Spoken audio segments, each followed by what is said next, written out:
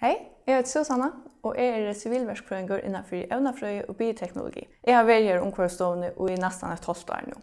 Mine oppgaver her i Ungkvarstående er mellom annet å standa for luftkanningen, og det er begge verskatlander, førska verskatlander og altkjøva verskatlander. Og høvesendamålet vi har som verskatlander er å kanna luftgøskene i førjen, kanna hva for evne luften er dolka vi, og hva en dolkingen stavar. Mine oppgaver i Ungkvarstående er å se fjellbrøkter, det er alt fra granskika verskatlander til fyrisinninger litt arbeid.